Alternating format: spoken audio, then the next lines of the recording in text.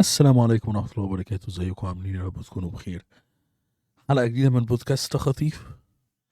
معانا النهاردة إيمانوفا، وعنوان حلقتنا It's never too late.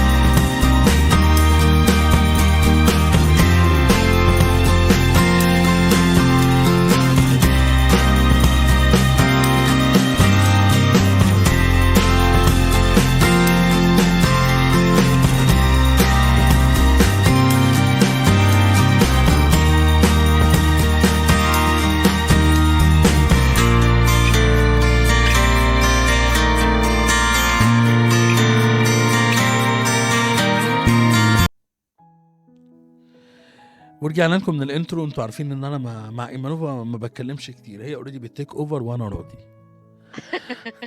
ازيك يا حسام، عامل ايه النهارده؟ لا الحمد لله، اليوم كان جامد الصراحة. اليوم كان جميل النهارده يعني. الحمد وهو لله. كمان الموضوع بتاعنا جميل النهارده. الموضوع بتاعنا حلو، احنا اوريدي اتكلمنا في شوية حاجات، بس لما لقيته جامد قلنا لا احنا نسيف في حاجات كده لازم الفيرست رياكشن فيها بيبقى برايسلس، بيبقى مش برايسلس، هنحكي يس. بعد كده نقول. لا انا لما لقيت الكلام رايح على قلت لا دي تبقى الحلقة التانية كده. احنا مع بعض معانا سيزون، ما احنا يعني ما احنا افتكرش هيبقى سيزون، فيه. وهنعمل كمان اسمها ايه ده اللي هو اللي بيعملوه في المسلسلات، موسم اول وموسم تاني وموسم تالت. بالظبط، اي حد بقى هنظبط الدنيا. حابب يجي معانا اه يستي اللاين، معلش، لان احنا وقريب كمان هيبقى في كواليفيكيشن لللاين، مش لانه يقعد القعده دي. القعده دي طبعا ما يشكر في نفسه الا ابليس. تمام. القعده دي مش اي حد هيقعدها يعني. الحمد لله، يلا نلحق النت قبل ما يفصل. يلا بينا. النهارده احنا هنتكلم عن ما فاتش الاوان it's never too late. يعني ما تقوليش بقى سنك كبر، تقوليش بقى اصل انا سافرت، تقوليش بقى اصلك انا وضعي الاجتماعي ما يسمحليش. لا، مفيش حاجه اسمها كده. it's never too late to fulfill your dreams, to do something crazy that you hoped for. انت محتاج ان انت تاخد الفرصه، اجري لأيا كان ايه الحاجة اللي انت عايز تعملها ومش مش في بالك اي حاجة. ما تحطش في بالك حاجة، حط في بالك بس ان انت this is a run for happiness. دي ركضة من اجل السعادة، اللي هو بالظبط، يلا بينا. كل الندم ندم انه ما عملش، مش ندم انه عمل. صح صح. ووالدي الله يرحمه ويسامحه كان دايما يقول اللي بيسقط ما بيسقطش في امتحان، ما بيسقطش في انترفيو، ما بيسقطش في conversation او في علاقة ما بينه وما بين انسان تاني. لا، اللي بيسقط من الدنيا، في اختبار الدنيا ذات نفسه.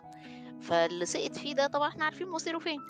بالظبط، طول ما لكن في مجال للاعاده يبقى ما فيش سقوط.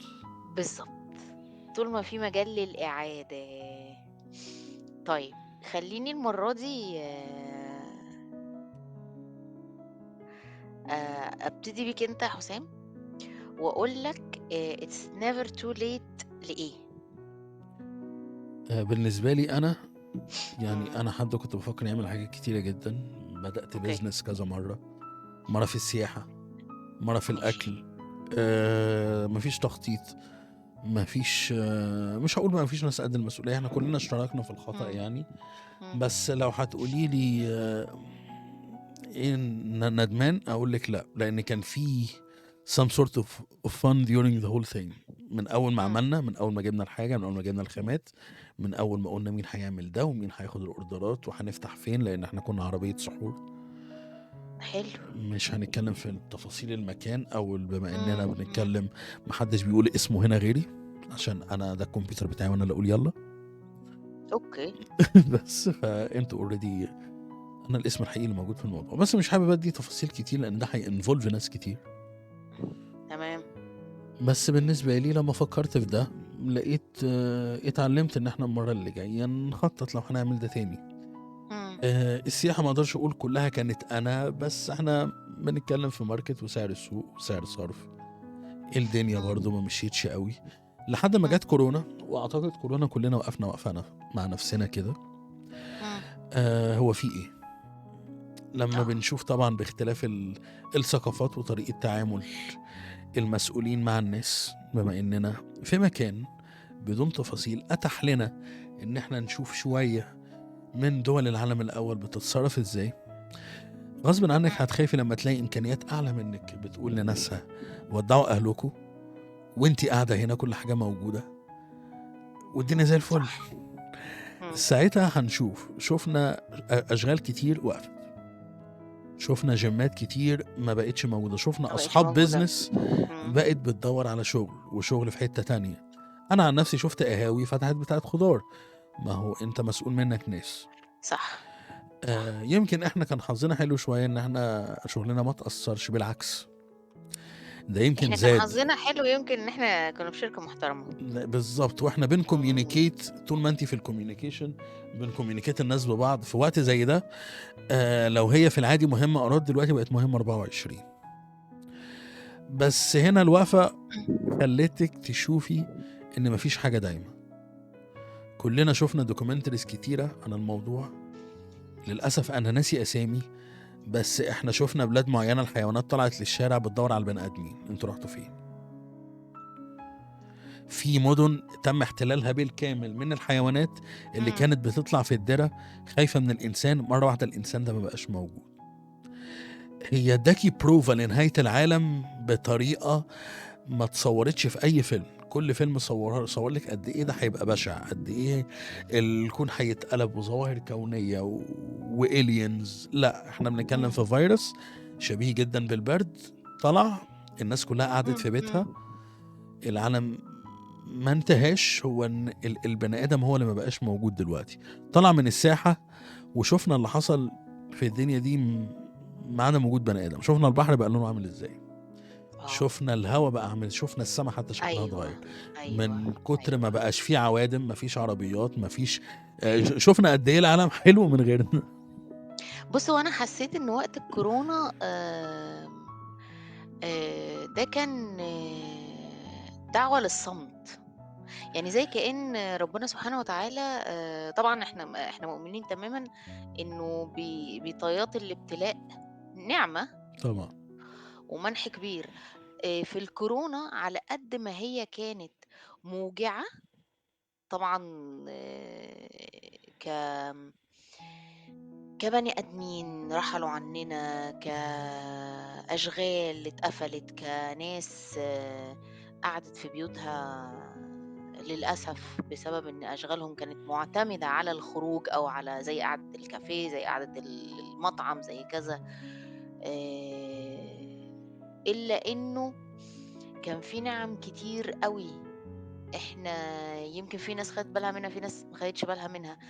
أنت الكورونا عملت ترابط أسري، الكورونا خلّتك تحمد ربنا على نعمة صحتك، الكورونا خلّتك تفكّر مرّة و2 و3 قبل ما تاخد قرار في أي حاجة أنت هتعملها. هو القرار ده أنا لو sorry أنا آسفة إن أنا باقول كده، أنا لو مُت دلوقتي أهو، القرار ده هيكون نتيجته إيه عليّا؟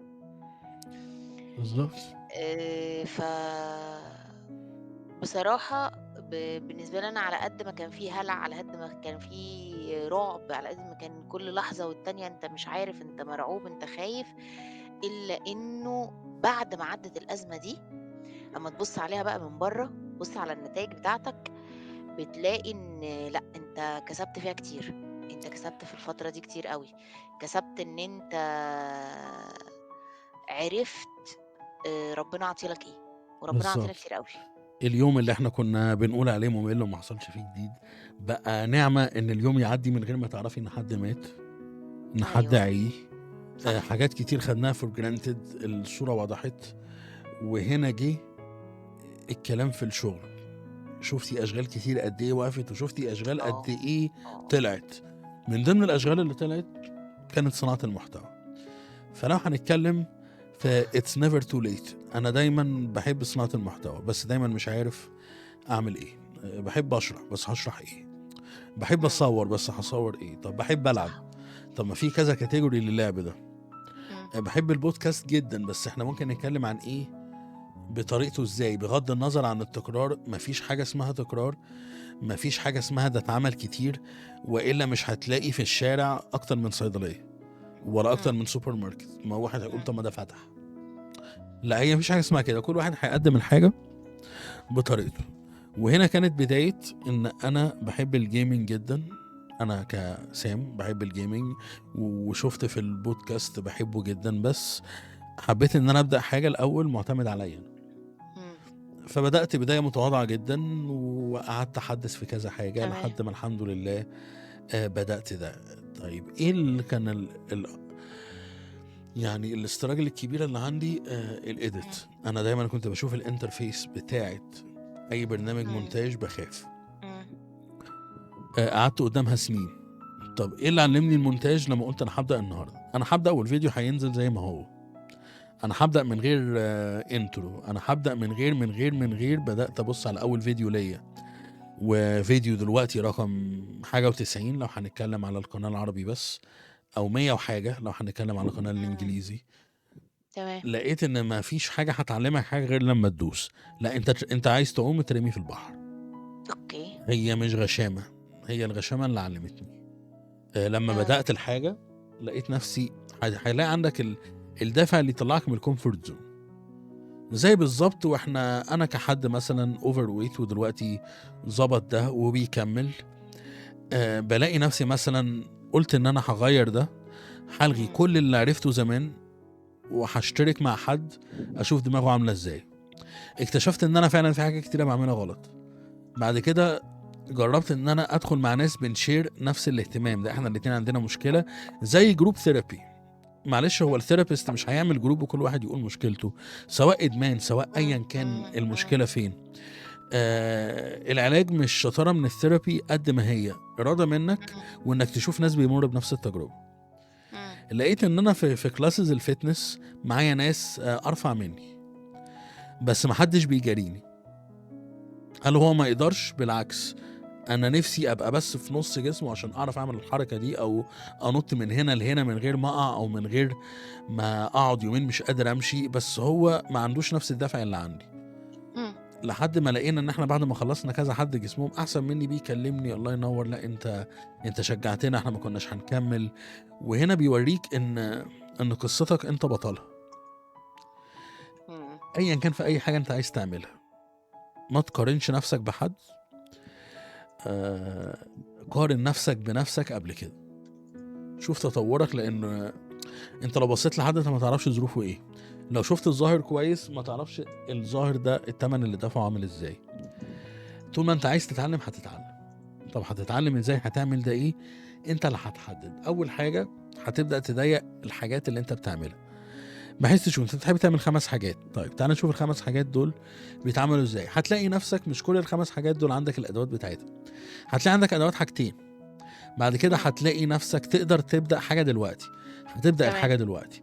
البودكاست انا بحبه جدا، بس ما كانش وقته في الكورونا، بداته دلوقتي. صح. طب هل من كورونا لدلوقتي انا ساكت؟ لا، من كورونا لدلوقتي انا عملت حاجات كتيره جدا، ولو كان ملهاش صدى قوي على السوشيال ميديا، بس صداها كان معايا انا، ان انا بطلت اخاف من اي برنامج.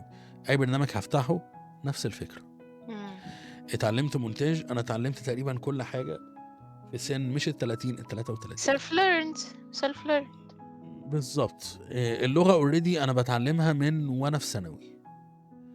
طب أنا عايزة أسألك سؤال، مم. هل أنت اتعلمت بقى الediting وhow to make a content والحاجات ديّة اتعلمتها في الكورونا؟ كل حاجة خاصة باللي أنا بعمله دلوقتي اتعلمتها في الكورونا. قبل الكورونا أوكي. ما ساعدش أصلا، بس لما كنت قاعد في كورونا وريتني إن احنا ممكن في يوم من الأيام ما شغلك ما يبقاش موجود. ساعتها انت لو حد موظف، حد تقليدي، حد ما طورتش نفسك، you only have yourself to blame. انت مش هينفع تلوم الماركت ولا تلوم الدولة ولا ظروفها ولا انت مش هتلوم غير نفسك. ان انت اوريدي لو بصيت على وقتك هتلاقي ان انت عندك وقت كبير جدا ممكن يكون راح في انك شحنت الموبايل مرتين عشان بتعمل حاجات ملهاش اي 30 لازمة. انا دلوقتي بشحن الموبايل كل يومين عشان بقى في حاجات اهم منه دلوقتي. ايه اللي هيحدد ده؟ على فكرة انت مش هيحدد ده غير صدمة، وكورونا كانت صدمة للعالم كله. هتتعامل مع الصدمة دي ازاي، هتهندلها ازاي، دي انت اللي تحددها. تمام. فالأوان عمره ما الوقت معلش عندي مش هيفوت. يعني it's never too late. انا في شوية حاجات ما بعرفهاش قوي اوظفها، وده اللي هتكلم فيه في حتة ان دي حاجة سيلف ستادي. ان احنا الاتنين اتعلمنا حاجات كتير، بس هنشترك في حاجة. انت اتعلمتي حاجات 3D، انا اتعلمت حاجات في المونتاج، بس احنا الاتنين اتعلمنا اللغة. واحنا لا تعليم لغات ولا حتى في كلياتنا، ودي بقى حاجة هسيبك تتكلمي فيها من اول الكلية. بالنسبة ل It's never too late بالنسبة لي انا بتكلم في المهارات اللي كلها اتعلمتها وانا عندي 33 سنة، واللغة بتعلمها من وانا في ثانوي. وكانت بداية اللغة واحدة من انجلترا، من حتة اسمها بريستون، أوكي. حتة في الفلاحين. كانوا دول تقريبا التنمر عندهم بياخدوه كمقرر في المدرسة. أوكي. فتنمرت عليا بطريقة أنا ما نمتش اليوم ده. بس كان الأول صفعة دي خدتها في حياتي، إن هو أنت فاكر نفسك كويس، هيجيلك اللي أحسن منك. وأنا اللي أحسن مني ما كانش أي حد بقى، ده اللي أحسن مني كان صاحب اللغة نفسها. فمن هنا كان ممكن أي حد، زي ناس كتير لما بتفيل أول انترفيو ما بتحاولش تاني، لما بتفشل في اي حاجه ما بتحاولش تاني. هنا بقى ده السقوط، التمهيد للسقوط الكبير اللي قالوا بقى ايه الحاج الله يرحمه. محدش هيسقطك وانت اللي هتسقط نفسك. طول ما انت طول ما انت في ايدك ان انت تعيد ده او تري ابلاي على ده او تذاكر تاني ده، يبقى معلش محدش كان عدوك في القصه دي كلها غيرك. فما صح. ترميهاش على حد. صح. احنا الاتنين بقى انا وايمانوفا بينا حاجة مشتركة بغض النظر اتعلمناها ازاي، بس احنا الاتنين اتعلمنا انجليزي من غير اي كورسات، من غير اي حاجة. يس. سيلف ستادي. وهنا بقى انا مثلا واحد في شغلي ده اترفضت 5 مرات واتقبلت في الستة. كل مرة كان بيتقال لي اشتغل على حاجة، بشتغل أوكي. عليها وارجع يتقال لي تمام بس في بقى حاجة جديدة ظهرت، طب يلا بينا. لحد ما الحمد لله انا موجود في المكان اللي انا فيه دلوقتي. ودي حاجة برضو التوفيق ربنا. ودايما المكان اللي انت بتبقى فيه برضو نقول لينا ولا علينا بيبقى عامل في انه يساعدك. في اماكن تانية ما تعملش ده. وده بقى من هنا المايك هيروح لايمانوفا، وانا بقى ايه هكمل الشاي. يلا ايمانوفا. بالنسبة لي أنا يا حسام في الموضوع ده، أنا عندي قصتين بصراحة. خلينا أطول عليك. بالنسبة ل It's never too late، أول واحدة فيهم كانت اللغة، عشان دي كانت فعلا أول حاجة كان فيها تحدي. أنا والدي الله يرحمه ويسامحه ويجعل مأواه الجنة، كان عنده نادي فيديو، لو تفتكر نوادي الفيديو بتاعت زمان، طبعا. الشريط بس احنا يعني القديم الصراحة ده. كنا بنأجر الفيديو كمان، يعني احنا مش هتكسف. انا ما كناش بنأجر الفيلم، بس كنا بنأجر معاه الفيديو. أيوه، لا إحنا كنا بقى إحنا اللي بنأجر لكم. انتوا اغنياء بقى، ربنا يا رب يسلكوا الحالكم يا رب. الحمد لله، مش الدرجات دي بس الحمد لله. اي. فيا سيدي، طبعًا أنت عارف زمان كان في نوعين من الأفلام، كان لسه أنيس عبيد في بدايته، والناس اللي هي كان أعتقد كان الطاغي أنيس عبيد، يعني معامل انيس عبيد هي اللي كانت شغاله في الوقت ده علشان افلام هوليوود اصلا، فما كانش فيه اهتمام قوي بالافلام الكرتون بتاعت الاطفال ان هي تترجم بالظبط. في البدايات. فاحنا طبعا بابا صاحب نادي الفيديو فكان كل يوم في فيلم كرتون بناخده، لدرجة ان انا فاكرة افلام كرتون انا بدور عليها دلوقتي يا حسام ما بلاقيهاش حتى اونلاين. وبناخده مفيش سبتايتلز طبعا، مفيش اي حاجة، انت بتسمع اللغة. انت طفل متلقي، انت بتقعد قدام الكرتون متلقي، مجرد متلقي، بالظبط. فانت قاعد معجب قوي بالكلام اللي بيقولوه مش عارف ايه والكلام ده، وبتحفظ الى جانب ان انت بتشوف الرياكشن بتاع الكرتون. بعد كده بقت الافلام الويسترن بقى، كان الطاغي بقى كلينت ايستوود، تشارلز برونسون، تيلي سافلس، الناس الحلوة دي اللي احنا كنا بنتفرج عليها بقى في الثمانينات والتسعينات. كان برضو انت بتراقب هو بينطق ازاي، هو بيتكلم ازاي، وعاجبك قوي كمان العوجة بتاعت شون كونري والناس دي. فانت بتحفظ وبتترجم جواك، انت بتترجم في مخك. الى بالظبط. ان كبرت استخدمت اللغة دي في كام حاجة كده في الوسط، مش عايزة اطول عليك مش هندخل في تفاصيلهم. جيت كبرت بقى طبعا، اتجوزت، خلفت، حتم عليا الامر ان انا عايزه اشتغل. طبعا. فطبعا I was a little bit rusty زي ما بيقولوا. فجاء قدامي اعلان شركة ما طالبين ناس بتعرف تتكلم انجليش. رحت. كان اول تحدي انه ايه ده، انت بتعرفي تتكلمي انجليزي؟ ما اعرف اتكلم انجليزي. ايه ده بجد؟ طب وريني كذا.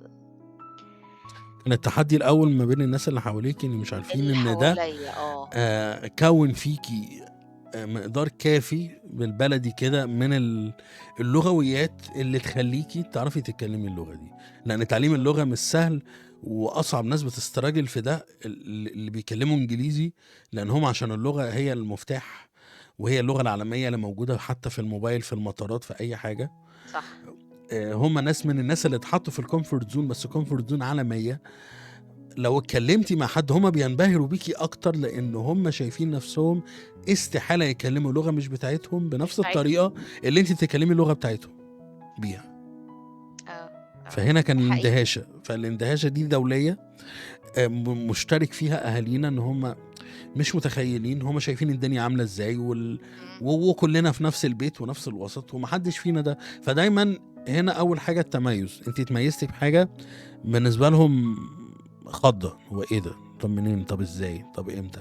ما احنا في وش بعض، طب اشمعنى انت بالظبط. كده يعني؟ ايوه مش معنى مم. انت صح. مم. انا هذكر لك الموقف اللي خلاني انا التحدي كبر جوايا. مم. انا كنت في الوقت ده داخله على 30 31 حاجه كده. المهم لما رحت الانترفيو، بنوته كانت تحفه بعد ما خلصنا وبتاع، فبقول لها، بتقول لي ايه ده، هو انتي دبلوم تجاره؟ قلت لها انا دبلوم تجاره. قالت لي لا، هو احنا عايزين college graduates. فايز لايك طب هو حضرتك ما شفتيش السي في بتاعي قبل ما تيجي؟ وهو ايه علاقة شهادتي بان انا واحدة بعرف اعمل conversation كويس؟ لا اصلا دي شروط الشركة. طب لما هي شروط الشركة ستيل السي في بتاعي قدامك مكتوب فيه ان انا دبلوم تجارة. طب هل ده اتحط في الاعلان بتاعهم مثلا؟ لا وده كان حاجة خلتني برضو اعلق عليها، انتوا مش حاطين في الاعلان بتاعكم كده. المهم cutting a long story short، روحت البيت متضايقة، ان انا كان دايما جوايا كده اقتناع تام انه انا انسان غير منقوص. مم. آه، على فكرة باللغة او من غير، ما ينفعش حد م- م- يوصل لك م- م. كده. صح. إنه الشهادة ما بتحددش عقلية البني آدم. إحنا أهالي، يعني مش أهالينا، إحنا أهالينا، لإن إحنا أهالينا برضه يعتبروا من الطبقة المتعلمة المثقفة اللي ظهرت في مصر إمم. الستينات والسبعينات وكده. إلا إنه أنت لأ، ستينات وسبعينات إيه، ستينات وخمسينات آه. آآ دول كانوا بقى اللي هي الطبقة المتعلمة، أهاليهم بقى كانوا اللي هم مثلًا متعلِّم قليل أو ناس ما بتعرفش تقرا وتكتب أو كده، بس مثقّفين، تمام؟ تمام. فبالنسبة لي ده عمره ما كان بيحدد شخصيتي، إن أنا شهادتي دي ما كنتش باعتبرها يعني. المهم أمّا رجعت البيت طبعًا انهيار تام، أنا إنسان مش منقوص، أنا م ب ابتدى بقى إيه، اللي هو أنا مش معيوبة، أنا لأ، طب أنا باعرف أتكلّم، طب ليه كده؟ المهم بعديها بفترة لقيت إعلان تاني، وكان برضه عايزين متحدثين بالإنجليزي بطلاقة وكده، فرُحت وقُلت why not. رُحت وقدّمت ونجحت في الfirst interview. وقبل ما أدخل الsecond أنا كنت من 3 أشخاص دخلوا الinterview، طلع منهم 2 أنا كنت أولهم. حلو جدًا. اللي هو للsecond interview على طول، إمم. وقالوا لي هتعملي الsecond دلوقتي، مش هنحدد لِك ميعاد، هتعمليه دلوقتي. المهم بعد ما طلعت قعدت مع الراجل بتاع الHR، قُلت له: "Did you see my CV؟" راح قال لي: شُفته." راح قُلت له: "طب هو أنت خدت بالك إن أنا دبلوم؟" راح قال لي: "تمام so." قُلت له: "لأ، أصل أنا حصل موقف كذا، كذا، فأنا كنت بس عايزة أنبّهك وكدهوّة علشان ما يحصلش موقف جوّه أو حاجة في الsecond وكده." فراح قال لي: "لأ، أنا كل اللي يهمني إن أنتِ بتعرفي تتكلمي English، بتاخدي وتدّي بالكلام، الaccent بتاعتِك كويسة." آآ which is حاجة برضه إحنا اللي عملناها I آه، think، لإن إحنا شُفنا جوجل وشُفنا المدير الإقليمي بتاعه إنه صح، هندي، وشُفنا في مؤتمر العالم كُلّه بيشوفه، الراجل ده كان بيتكلّم إزاي. برضه دي حاجة قُلنا الحاجات الكويسة والحاجات الوحشة اللي يمكن نبقى إحنا السبب في قعدتنا دي إن دي تتغيّر، لإن أنت مش مطالب بلكنة، لإن كده اللغة مش بتاعتك، لا، أنت لا، لأ، مطالب أنت إن أنا مش مطالب أفهمك، بلكنة لأ، أنا مش مطالب مطالب أنت بلكنة، مطالب إنّك تفهّمني، ولمّا أكلّمك تبقى بالضبط، فاهمني. بالضبط. بالضبط. فالHR قال لِك بقى لأ، إحنا مش بنتكلّم بس في لغة، ده أنتِ كمان الaccent حلو. accent كويسة، دخلت الsecond تمام، اشتغلت. تاني تحدي كان بالنسبة لي إن دي بقى دي this is the second story for it's never too late. التعليم بقى، إمم. أنا كنت أصلًا في معهد عالي لكمبيوتر، قسم حاسب آلي، ما حصلش نصيب، ما كمّلتش، فاستمريت على الدبلوم. فما كانش في بالي، وكنت برضه باعتبر جوايا تحدي، أنا إنسان مش منقوص، أنا إنسان بافهم، أنا إنسان كويس، الشهادة مش بتحددني. فاستمريت بالعقلية دي في الشغل. أيوه بالضبط، عقلية معاها شغل، لإن العقلية من غير شغل هنقلب أني عتريس، أني بلوى سودا. بالضبط. بالضبط، هي وده أني اللي بنقوله عتريس، أنا للناس، جوزي كانت إن أنت مشكلة. ما تبقاش منقوص دي حاجة كويسة، حلو. أيوه، طب ورّيني أنت ليه مش بس ده منقوص، يدّيك دافع، لازم مش يدّيك دافع. بالضبط، مش هنفضل نتكلم عن استحقاقية مزيفة. أنت مش الله ينور منقوص، عليك. ورّيني أنت ليه مش منقوص. ما تطلعش تخش بسرك في الناس، أني عتريس، أني بلوى سودا، حتى بُصّوا، حتى شوفوا، في الآخر إيه اللي وأنت حصل؟ ما عندكش you don't have anything to show. أدي يا ريتك فضلت بحبة العقل اللي فيك، ده الحبة راحوا. صح، دي حقيقة. إمم. وهاقول لك على حاجة، الشهادة ما بتحددش الناس. وأنا شُفت ناس، يعني الله أكبر، الله أكبر، الله أكبر، عقليات تجارية فَذّة، وعقليات اجتماعية فظيعة، ودينية تحفة، وهُم مش متعلمين. السوق يعني اللي أنا شُفت علّمهم. ناس، السوق اللي علّمهم، وفي ناس متفقهة في الدين وهو مش خريج أزهر مثلًا، يعني بيبحث وبيقرا وبيجيب وكده وفي سن ناس في سن كبير. العلم ملهوش سن، ان انت تبقى عايز تعرف حاجة او تعمل حاجة ملوش سن. المهم فضلت كده لحد ما جه عليا وقت قلت واي نوت. واللي شجعتني بصراحة كانت اختي. مم. راحت وقدمت هي في كلية وكده، آداب انجليش قسم ترجمة. فقالت لي يلا، هي دي لغتك، دي شغلك كله بيها. تعالي وانا عارفة ان انتي تعدي وكده وبتاع، والحاجات كلها بالانجليش، وانتي اصلا انتي يعني انا مش زي ما بيقولوا، مش الواحد مش عايز يقول ايه. انت بتوصل في مرحلة انت بيبقى شغلك بالانجليش، بتحول تليفونك لانجليش، بيظهر قدامك فيلم او مسلسل او اي حاجة انجليزي، انت مش محتاج الترجمة اللي هم حاطينها، انت سامع بس بودانك ففاهم ايه اللي بيحصل. طبعا ما عدا ATM عشان الفلوس ما فيهاش هزار.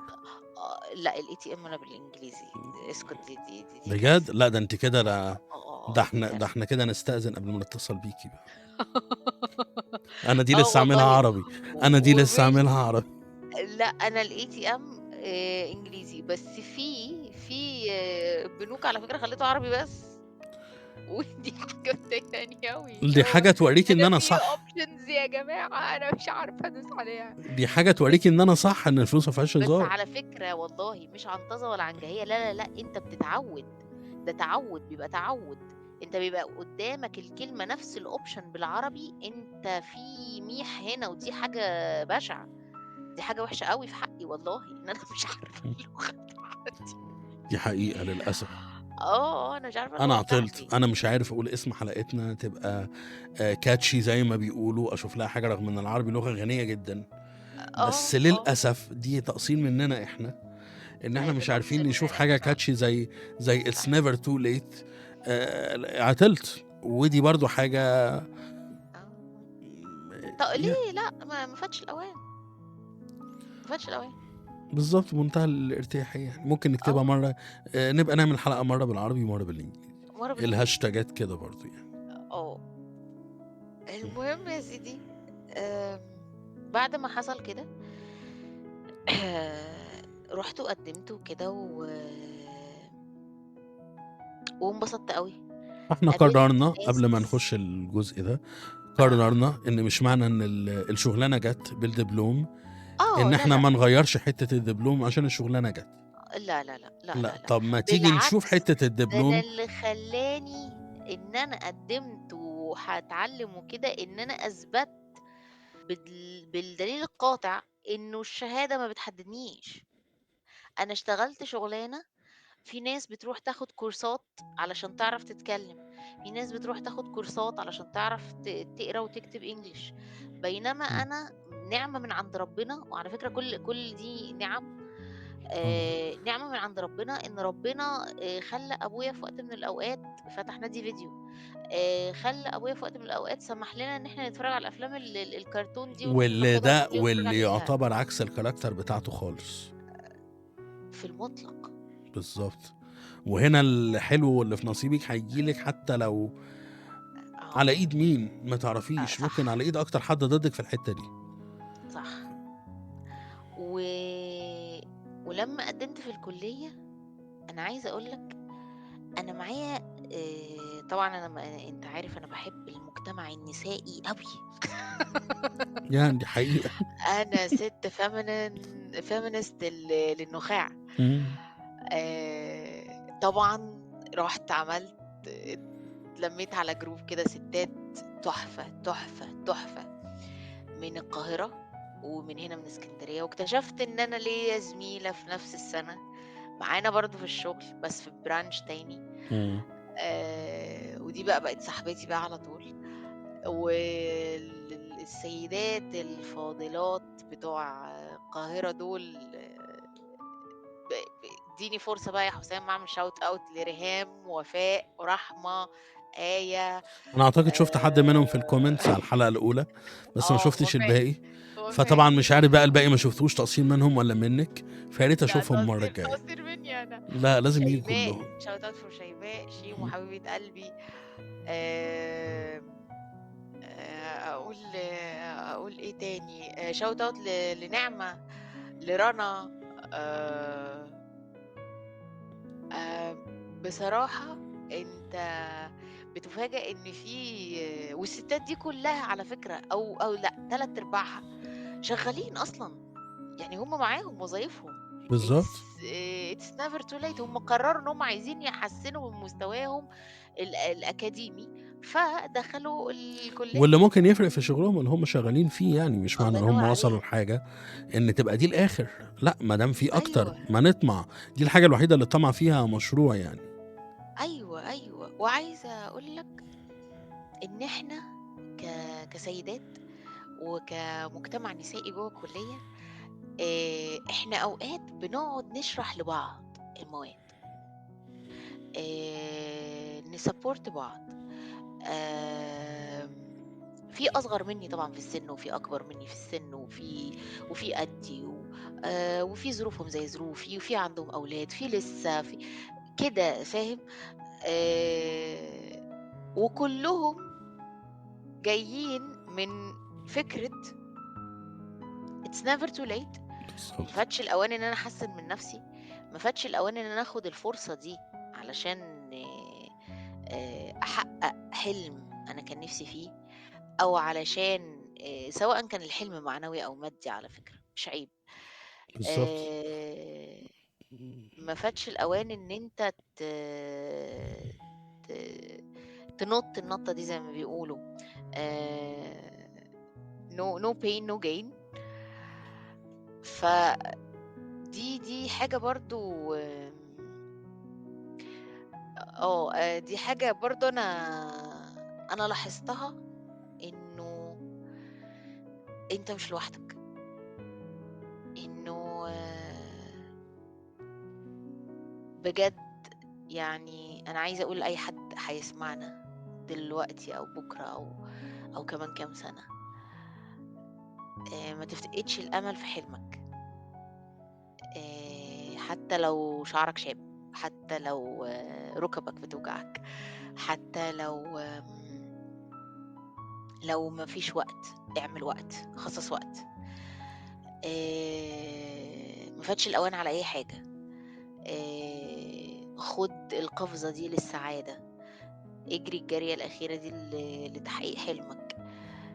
الدنيا ما طارتش طول ما انت عايش وبتتنفس، وزي ما بيقولوا اخواتنا الخلايجة، طول ما راسي يشم الهوا، يعني طول ما انت لسه ما اتدفنتش. ده لو في ايدك غرسه والقيامه بتقوم خلصيها، صح. يبقى هنقول بقى ولا خلايجه ومنع. ده الموضوع ديني اصلا كمان. صح لان صح على فكرة، صح. عمرك فيما افناه. عمرك فيما افنيته وديته فين؟ ما هتبقى انت دي. عارف ان انت صح قوي. الحتة بتاعت حتى لو في ايدك غرسة اغرسها، دي اكبر دليل على انه it's never too late. يعني انت هتاخد ثوابها برضو، يعني هو خلاص القيامة هي بتقوم، وانت هتحط الغرسة دي هتاخد ثوابها على فكرة. بالظبط، الدنيا كلها هتطبق زي الورقه اه وخلصت. بس في بالغرسه اللي انت بتعملها بس هتسأل عليها. اه ومحتاجين كمان نقول للناس اللي بتسمعنا يا حسام حاجة كمان، ما تسمحش لحد انه يحبطك. ودي بقى ليس براون قالها. انا دايما بحب الموتيفيشنال سبيتشز، ودي حاجه من ضمن الحاجات اللي بحلم بيها مم. واللي خلتني اصلا اتعلم انجليزي. لان انا شايف انا واحد من الناس الانجليزي مش لغتي، بس في حاجات معينه بتلمسني بالانجليزي اكتر. ليس براون قال لك، اللهم صل على النبي، someone's opinion of you does not have to become your reality. true. فمعلش ايا كان اللي هيقول لك. انا قابلت ناس كتير مثلا ايام تخرجي، انا خريج حقوق، اشتغلت محامي. في ايام كانت بتبقى صعبه، يجي لك حد هو حد كويس جدا، بس حد شغلته يهبطك، يلاقيكي قاعده في الاستراحه بتاعت المحامين اللي في المحكمه، شكلها مش جايه معاك الشغلانه دي يا حسام. ويصدر لك القرف رغم ان هو ممكن يبقى عامل حاجات حلوه جدا بره.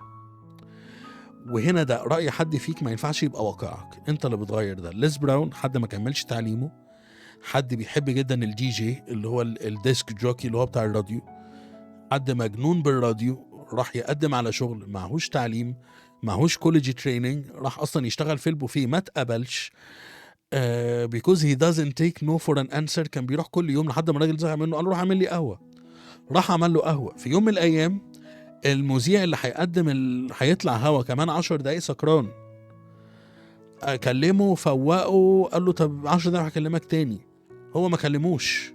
بعد 10 دقايق قال له فاق، قال له ما فاقش، قال له انت بتعرف تستخدم المعدات اللي موجوده والجيرز دي؟ قال له اه. قال له طب بتعرف تقدم الحلقه؟ قال له جدا. دخل خرج عن السكريبت، خرج عن كل حاجه، لانه هو واخد فرصه هوا مش ممكن تجيله تاني. قال انا ليز براون، انا حد مش متعلم، انا وانا هبقى الهوست بتاعكم النهارده.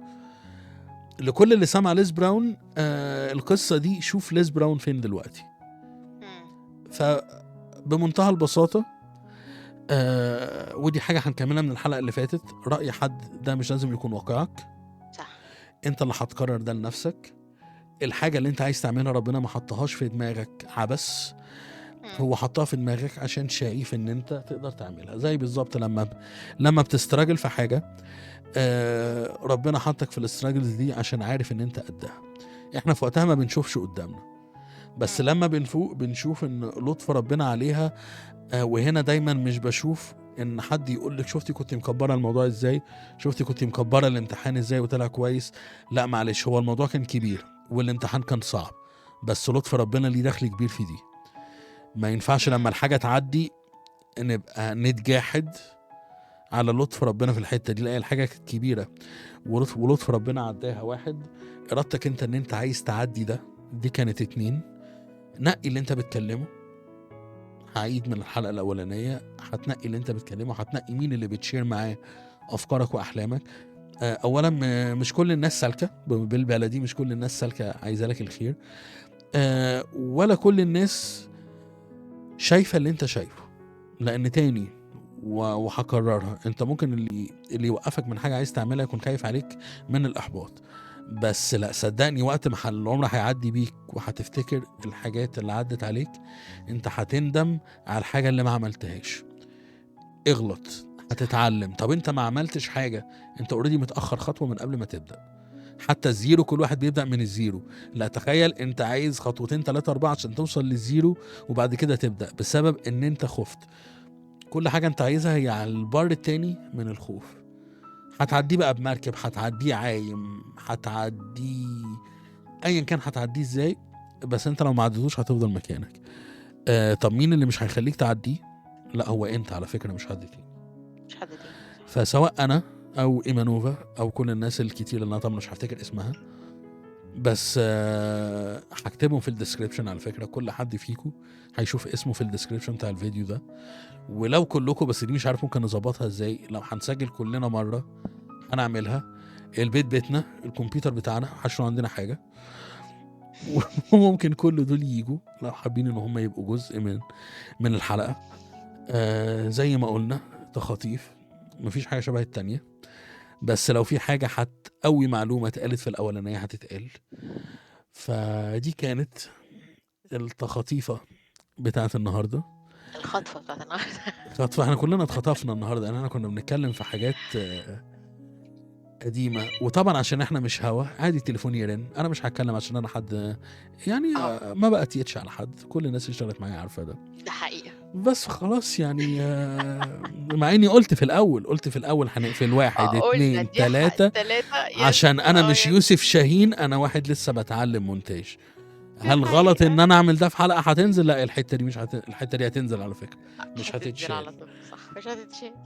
فبمنتهى البساطه بقى الحاجات الحلوه اللي نختم بيها: لايك، سبسكرايب، جرس اشعاراتك، هتلاقي في الديسكريبشن لينكات، هتفولو على كله. عايز تبقى صاحب موضوع الحلقه الجايه يلا بينا، عايز تبقى كمان ضيف معايا في الحلقه الجايه، عندك حاجه خاصه بيك عايز تحكيها، هتبعت لي. بس ما وعدكش السيزون ده عشان السيزون ده تم احتلاله. طبعا انا بتكلم وخايف طبعا. على فكره. طبعا طبعا فخلاص طبعا. السيزون ده كده كده خلص مع أمال. ايمانوفا. اه فاي حد عنده حاجه جديده ما كلمناش فيها قبل كده او نفس اللي اتكلمنا فيها بس تجربته فيها مختلفه، انت ممكن تلاقي في سيزون 2 اتس نيفر تو ليت حاجه كده، اتس نيفر تو ليت، سكند تشانسز، حاجات كتيره جدا في حياتنا هي ممكن تتكرر في سيزون 1 وسيزون 2 ولحد ما الموضوع ده يبقى تتفاجئ بيه ان هو يبقى كبير على تلفزيون او راديو او حتى على نفس الشانل دي. دايما هتلاقي للحاجتين دول قصه. لو انت بقى صاحب القصه اللي جايه كلمني هنظبطها سوا والمايك معاك، واشوفكم الحلقه الجايه. سلام.